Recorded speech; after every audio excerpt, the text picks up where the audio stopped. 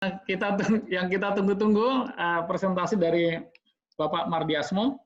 Bapak Mardiasmo akan menjelaskan mengenai value for money audit bagi pemerintah daerah, dan ini sangat berkaitan erat dengan rekan-rekan yang dari APIP daerah. Tadi ada beberapa inspektorat yang saya ingat dari Sawalunto atau dari beberapa daerah juga hadir, Pak Mardiasmo dilaporkan, sehingga ini relevan juga bagi mereka, meskipun ini juga relevan bagi semua organisasi sektor publik. Kepada Bapak Mardiasmo, kami persilakan, mohon tepuk tangan yang meriah bagi Pak Mardiasmo. Terima kasih. Bismillahirrahmanirrahim. Assalamualaikum warahmatullahi wabarakatuh. Waalaikumsalam warahmatullahi wabarakatuh. Dan selamat sore. Salam sejahtera semuanya. Terima kasih Pak Bu Sum dan Pak Alex. Bapak Ibu sekalian, karena waktunya dan juga Ibu sudah memberikan banyak waktu. Tadi saya manggil itu Bu Prof. Sumiati. Jadi sudah menjelaskan secara gamblang, prinsip-prinsipnya, framework-nya, dan sebagainya. Ini saya sebut profesor. Kalau saya, karena sudah profesor, saya mau menuju ke provokator saja. Memprovok saja. Begini, Bapak Ibu sekalian, setelah Prof. Sumiati menyampaikan seperti itu, dan yang terakhir tadi bahwa hari-hari ini kita sedang merefocusing belanja APBD, baik APBN tadi maupun APBD, dan juga terutama pada sisi refocusing pada belanja, saya men-challenge tadi pada Bapak Ibu sekalian, termasuk Itjen dari Kementerian SDM, LHK, PUPR, Kemendikbud, Agraria, Perhubungan, Agama, Kemenpan, Kesehatan, termasuk Kemendagri, dan sebagainya, termasuk daerah. Sebetulnya ini suatu momentum yang luar biasa, the golden time. Jadi kalau dikatakan APIP yang berhasil atau efektif, yang seperti apa? Ya kalau menurut pimpinan, kalau menurut pendapat saya pribadi, itu bagaimana APIP dapat bisa menjawab, sekaligus mengendalikan belanjanya. Karena semua itu sudah in place, dan bagaimana kita bisa merefocusing. Ini justru kesempatan emas untuk bagaimana kita men-shifting ya belanja-belanja yang sebenarnya tidak perlu, nanti akan saya jelaskan, sehingga APIP atau Inspektorat Jenderal, Inspektorat Utama dan sebagainya harus tampil tidak cukup hanya assurance maupun consulting, tapi juga harus antisipatif dan juga harus proaktif untuk bisa melihat. Karena sebetulnya yang saya tampilkan di sini, terus slide berikutnya, bahwa value for money audit ini atau audit kinerja itu sebenarnya ruh dari internal auditor. Walaupun eksternalnya juga nanti akan mengaudit, tapi sebetulnya roh dari akuntabilitas. Kalau Bapak lihat tadi, tidak cukup akuntabilitas keuangan yang 2K, tapi juga akuntabilitas kinerja yang 3E itu. Ya, juga merupakan, tadi dikatakan oleh Pak Moderator, jadi bagaimana kita bisa berikan pelayanan pada masyarakat. Nah, slide yang pertama ini, saya kira ini syarat yang ideal, ya, bukan yang efektif, yang ideal seperti apa. Tadi saya kira ini sudah disampaikan oleh banyak Bu Asum tadi, yang ideal seperti apa, tempat posisi, dan sebagainya, dan sebagainya. Saya tidak akan mencoba karena begini, paparan sudah diberikan kepada Bapak Ibu sekalian. Dan Bapak Ibu sudah sebagai prominent people di internal auditor. Nah, saya akan mencoba paparan-paparan berikutnya, itu sifatnya lebih kepada men-challenge kepada Bapak Ibu sekalian. Begini, pengalaman saya sebagai Wakil Menteri Keuangan, dan juga beberapa para saudara di BPKP, sebetulnya kalau mau jujur sekali, ya ini karena gini, ini adalah kesempatan emas kita mentransformasi pengelolaan anggaran. Bagaimana belanja negara, bagaimana belanja di KL, seperti di masing-masing KL yang ada di sini, bagaimana belanja di masing-masing Pemda, baik provinsi, kabupaten, kota, itu betul-betul belanja yang berorientasi pada publik, pada masyarakat. Kinerjanya betul-betul pada 3E. Bahkan yang terakhir saya tambah lagi 2E yang berikutnya, yaitu adalah equity dan equality. Pemerataan dan keadilan. Karena masyarakat dimanapun, baik di pusat maupun di Pemda, itu adalah masyarakat yang jelita, ada yang jelata. Dan bahkan yang kena pandemi 9 ini adalah yang jelata duluan. Sehingga saya akan mencoba men-challenge pada Bapak Ibu sekalian, bahwa apa benar performance based budgeting yang sekarang Bapak Ibu lakukan itu betul-betul sudah benar-benar dilakukan. Apakah tidak hanya anggaran berbaju kinerja, anggaran berbasis kinerja atau berbaju kinerja? Maka sebetulnya saya pada saat saya masih di Bamen dulu, saya mencoba bagaimana membuat tidak performance based budgeting saja, tapi activity based costing, ABC costing, menggunakan pendekatan activity based. Nah, nampaknya ini activity based ini sangat cocok dengan kondisi yang sekarang ini pasca pandemi ini. Yang sekarang ini akan semua refocusing itu. Karena apa? Karena apakah itu ABC dikaitkan dengan aktivitas dan sebagainya. Karena apa? Karena ya tadi Bu Sumiati bilang guntingan Bamen tadi. Karena saya melihat secara jujur ya. Sekarang yang supporting dengan yang core besar yang mana? Kalau kita menggunakan, kalau pembagian kinerja kan tidak kelihatan di situ. Tapi kalau activity based costing akan sangat kelihatan cost drivernya yang mana. Masuk supporting. Waktu itu kan saya ban on ban setiap eselon 1. Tapi kalau tempatnya Bu Sumiati kan kecil dari hanya 0,2 riba kan. Walaupun itu bisa potong ya Bu ya. Bisa potong. Tapi saya coba ban on ban masing-masing eselon 1. Itu supportingnya atau di Pemda itu biasanya di supporting di setdanya. Itu yang lebih besar dibandingkan core-nya. Tidak benar activity based. Nah, sekarang ini kalau kita melihat dengan pandemi ini itu akan sudah otomatis akan hilang semuanya. Coba terus Mas, terus. Mbak, itu paparan saya, Mbak. Terus. Ini tadi sudah, terus. Nah, ini belum. Akuntansi kinerja tadi. Nah, ini sebelumnya, Mbak. Akuntansi kinerja tadi kan ini kan akuntansi kinerja itu dikaitkan dengan performance base.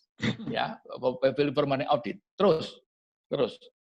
Nah, karena apa? Karena yang saya lakukan, saya sudah punya template. Jadi nanti kalau teman-teman dari agen masing-masing, baik di SDM, PUPR, ataupun di Kementerian Perhubungan, Agama, Kesehatan, mau saya punya template bagaimana sih untuk sebetulnya dalam tanda petik belanja birokrasi itu seperti apa, cost awareness-nya, asset awareness-nya, non value added activities. Kalau sekarang masih tidak ada, ya. Jadi kalau mau lebih ekstrim lagi dengan lockdown ini semua ataupun PSBB ini sebenarnya kalau anggaran base budgeting itu cuma zero base. Malah tidak ada lagi seperti Bu Sum tadi katakan, tidak ada aktivitas, hanya komputer, hanya handphone, satu meja saja, tidak lagi perjalanan dinas, tidak ada lagi tim ke sana, sehingga tidak ada non value added activity, tidak akan ada di situ.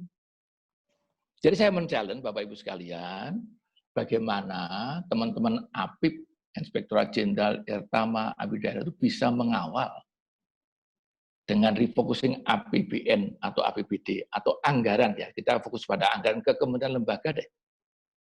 Apakah itu Kementerian Kesehatan, Kementerian PU, Perhubungan yang hadir di sini, termasuk kementerian provinsi di Banten, DKI, Sawalunto, di Indramayu, Singkawang, bagaimana belanjanya berorientasi pada publik, pada masyarakat yang kena terdampak pandemi. Ini nih, ini harus betul-betul disadari karena ini tantangan berat. Yang tadi dikatakan oleh Bu Sum sangat ideal, sangat yang sifatnya, tapi ini kondisi yang abnormal. Kondisi yang refocusing ini kira-kira agen inspektor harus bekerja seperti apa? Karena apa? Karena saya punya nanti kalau ada yang bertanya guntingan Bamen seperti apa, template belanja barang seperti apa, terus belanja birokrasi itu sinergi seperti apa, ada misteri kantong semar, ya, jadi kantong semar seperti apa, gitu. Contoh saja kantong semar yang ini, ada mobil, misalkan mobil dinas, ada 10, yang 7 on the road, yang 3 off the road, tapi biaya pemeliharaan, biaya bensinnya semuanya dianggarkan semuanya. Ini yang besar sama yang kecil, yang besar ada lagi nanti yang seperti SK, tim dan honor dan sebagainya. Saya punya semuanya nanti kalau ditanya. Oleh karena itu, Bapak Ibu ingat pada saat pemerintah memberikan sidang kabinet pada saat kebijakan anggaran di tahun 2016 kalau nggak salah ya Bu Sum ya, itu ada kebijakan flat policy untuk belanja barang dikaitkan dengan realisasi 2015. Tahun 2015 kalau nggak salah seperti itu. Kenapa? Karena biasanya seperti Ibu SMI, Bu Menteri Keuangan menyampaikan, kalau kita tuh ngajukan anggaran itu sepertinya wah kuwo itu loh. Seakan anggaran itu mau makin besar makin bagus, makin besar makin bagus. Tapi kalau dia lihat pas saat realisasinya, waduh, antara anggaran itu tidak cocok. Nah, misalnya akhirnya ada akhir-akhir tahun, wah orang nge-push semua supaya menghabiskan anggaran. Nah, dilalahnya kinerja yang dilihat adalah bagaimana penyerapan anggaran. Nah, ini kan sudah nggak cocok dengan sebetulnya performance-based budgeting-nya. Oleh karena itu saya mencoba menawarkan adanya activity-based costing-nya. Sehingga karena waktunya saya coba langsung terus yang tadi. Ya, ini saya mencoba cuma satu lagi. Dulu kan kita sebelumnya. Kedua dulu kan kita money follow function. Masih 10 menit lagi, Prof. Ya, masih 10 menit lagi, Prof. Masih lama. Dulu money follow function. Nah, sekarang money follow program itu sebetulnya apa ruhnya? Ruhnya itu money follow program itu ya program oriented. Kalau program oriented berarti anggarannya tidak berdasarkan eselon 1, unit eselon 1. Program audit nanti kita lihat situ. Kalau efisiensi dan ekonomi kan manajemen audit. Kalau itu program audit itu effectiveness audit. Jadi sekarang ini saya kadang-kadang ya karena pengalaman ya, itu sudah demikian money follow program dan sebagainya, program bisnis budget, tapi akhirnya ujungnya anggaran per unit eselon 1. Unit eselon 1 sudah menggunakan apa tadi yang dikatakan Bu Sum tadi, ada selo-selonya. Bahkan within eselon 1 sama-sama eselon 2 sudah seperti itu. Bahkan kalau Bapak Ibu lihat, kadang-kadang kalau kita konsinyasi di hotel, tahu-tahu ketemu teman eselon 2 dalam eselon 1 yang sama, atau eselon 1 dalam Kemenku yang sama, atau kemudian yang lain. Itu sudah sering. Nah ini kan saatnya momentum bagi suatu inspektorat untuk mengawal, menyampaikan kepada Pak Menteri, pada kepala daerah. Ini juga kondisinya sangat kepada komitmen ya. Dan alhamdulillah saya dengan Ibu Sri Mulyani, Ibu sangat komit seperti itu. Sehingga apa yang saya inginkan, beliau memberikan endorsement, dan saya sebagai wamen, posisi saya sebagai tinggi, maka eselon 1 tidak ada yang berani menolak. Sebagai guntingan wamen, di-endorse di Rapim, sehingga orang Banten ya semua patuh. Bahkan mereka karena takut dipotong, maka dia menggunakan namanya self-blocking. Dia diblok sendiri daripada saya potong. Pak, sorry saya udah pasrah nih, saya self-blocking nih Pak. Kalau eselon 1 itu masuk Pak Alek, waktu mendampingi Bu Sum waktu itu kan. Karena Bu Sum pun baru mendampingi saya, tapi waktu Bu Sum juga baru dengan saya juga seperti apa anggarannya. Sampai Bu Sum itu, Bapak Ibu sekalian saya sampaikan, mungkin Bu Sum bisa dikonfirmasi. Saking karena Bu Sum itu juga sangat tahu betul masalah anggaran itu waktu self-blocking dia mengusulkan pada kami, Pak, ini kalau perlu uang harian itu dipotong aja, Pak. Uang harian perjalanan dinas itu. Kenapa? Loh, karena kan waktu sistem paketnya kan sudah dapat ikut makan pagi di hotel, Pak. Masuk makan dihitung 3 kali. Saya uang harian dipotong lah. Itu saya pakai benchmark untuk eselon 1 yang lain, misalnya begitu. Jadi kalau nanti mau detail karena waktunya, saya punya template. Itu yang cost awareness. Nah sekarang sebetulnya waktu itu saya punya asset awareness. Tapi waktu itu terus saya ada selesai kabinet, sehingga mungkin sekarang diteruskan oleh Bu. Karena aset awareness itu juga penting, itu ada kendaraan, mobil dinas, itu tadi kantor. Wah itu banyak sekali yang masih berantakan dan sebagainya, yang kadang-kadang perlu kita perbaiki. Nanti kalau ada waktu akan saya coba untuk itu. Jadi saya akan mencoba kalau ini ya paradigma ya. Ini sekaligus kita mengawal reformasi birokrasi. Kalau yang dulu orang perjalanan dinas, orang pergi, ya ada SKT, honor, belanja birokrasi yang cukup besar atau kantong semar tadi, itu karena waktu itu belum ada remunerasi. Belum reformasi birokrasi, belum ada remunerasi. Nah, kalau sekarang sudah ada remunerasi dan sudah cukup, maka sebetulnya yang daging-daging atau gaji-gaji itu kan misalnya sudah dikurangi untuk ke remunerasi yang baik dengan sistem yang merit system, sehingga tidak ada lagi ada mata air atau air mata. Nah, sehingga mestinya Irjen itu, inspektor waktu saya sebagai kepala BPKP dulu, saya sebagai ketua tim quality assurance TQA, tim quality assurance dengan Kemenpan dan RP.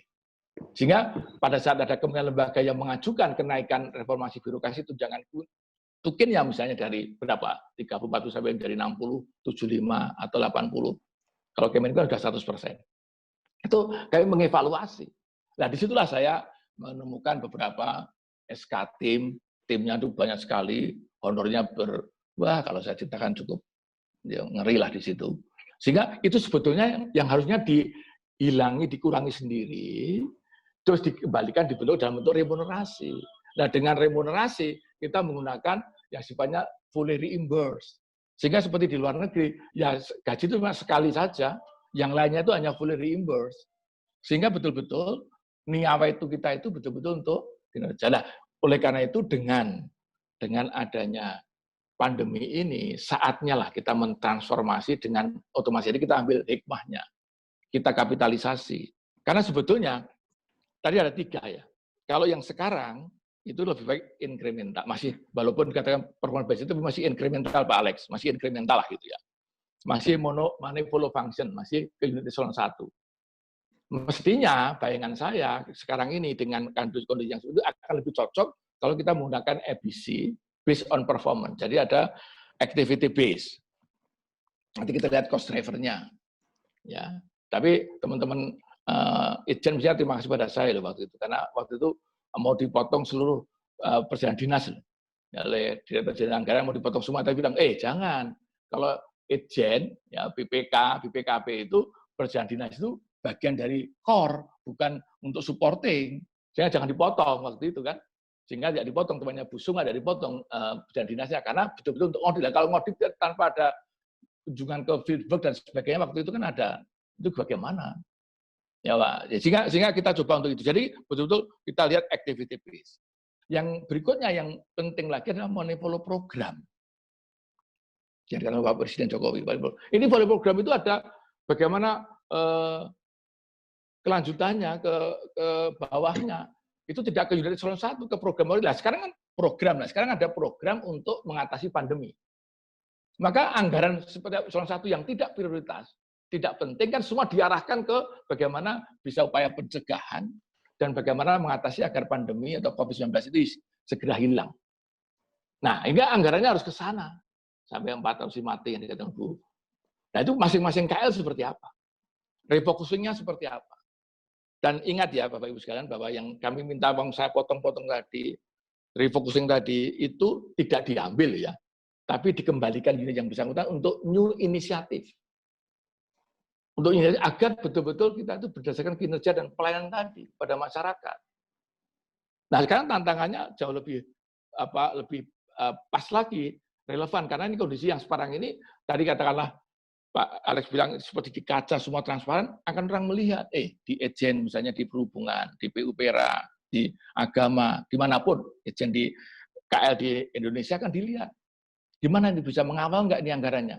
Kok anggarannya seperti itu, anggaran masih belanja birokrasi lebih besar daripada belanja. Kalau di Pemda belanja langsung atau belanja publik lebih kecil daripada belanja aparatur. Kok bisa seperti itu? Gimana peran inspektoratnya? Mestinya kan belanja ke publiknya yang besar, apalagi belanja publik yang untuk tadi, yang jelata tadi, yang untuk bisa berwajib pada masyarakat itu harus lebih besar. Itu harus dilihat, ini reputation risk loh. Jadi ini yang bayangan saya, apalagi sebetulnya kalau mau lebih ekstrim, berani nggak Itjen itu memangnya kepada Pemda, kita mulai dari zero base, Bu. Kalau dengan Bu Sri Mulyani, Pak zero base, ke Pak Menterinya, zero base. Kenapa? Karena semua dengan lockdown, semua kerja di rumah, tidak ada lagi. Jika yang dikatakan non-value added activities tidak ada lagi, otomatis. Orang nggak akan pergi berjalan dinas, nggak akan kemana-mana, nggak akan ke yang tidak jelas. Semua yang dibayar hanya belanja gaji. Belanja pegawai itu ada belanja yang komitmen cost, belanja wajib. Jika tambahan-tambahannya tidak incremental belanja tahun lalu. Hilang sama semua dengan putih, kertas putih kosong. Mari kita mulai berapa anggaran kementerian saya. Anggaran Sawah Lunto, anggaran Provinsi Banten. Dengan dari nol. Sekarang ini berapa? Berani nggak seperti itu? Nah, tapi itu cukup berat, ekstrim. Maka kita coba deh di antara itu untuk ABC costing, cost driver dan seperti itu. Jadi sekali lagi harapannya masih berapa menit lagi Pak? Izin Pak Prof, selesai Pak Prof. Bentar, satu menit lagi kalau siap, saya nawar. Siap Pak Prof, silakan. Saya nawar, mari Bapak Ibu Itjen baik provinsi, kabupaten kota maupun kementerian lembaga. Pertama, saya menghimbau, mari kita Bapak Ibu harus menjadi kantor quality assurance untuk ruhnya reformasi birokrasi. Kedua, marilah kita buat legacy, Pak. Ya kalau saya, alhamdulillah saya punya putih legacy ya Bu, Irjen ya, saya punya potongan wamenan. Ini saya akan buat buku. Saya buat di buku terakhir kan saya ada masih kotaan satu buku yang terakhir yang saya buat. Nah, kalau boleh karena waktu saya belajar di S2, S3 di luar negeri itu ada asosiasi dengan Bu Irjen tadi itu membuat buku. Jadi suatu pengalaman sendiri ya bareng-bareng, siapa tahu ada Irjen di Kementerian SDM, LHKPU yang pengalaman khusus mengenai bagaimana bisa membuat value per money di masing-masing anggarannya, di KL-nya, dengan yang small thing but big impact untuk membuat buku bareng-bareng, mungkin dengan katakanlah bunga rampai gitu ya, nanti YBA sebagai itu bisa menjadi gabung, saya juga bisa menjadi chief editornya.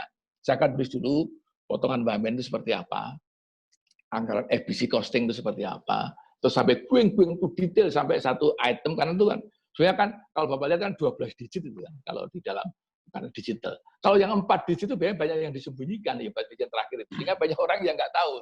Nah kalau saya kan bisa buka semuanya seperti itu. Nah itu pengalaman-pengalaman itu sebenarnya bisa seperti itu. Jadi kesimpulannya Bapak Ibu sekalian peserta webinar pada siang sore hari ini ingin saya sampaikan, mari kita challenge Bapak Ibu bagaimana Inspektorat Jenderal, Inspektorat Utama, Inspektorat Provinsi Kabupaten Kota, mari bisa mengawal bersama-sama menjadikan transformasi anggaran ini, new thinking of working ini menjadi transformasi anggaran itu, refocusing ini untuk bisa mengawal bersama-sama, bisa anggaran itu bisa lebih hemat, yaitu spending less, efisien, spending well, dan efektif, spending wisely.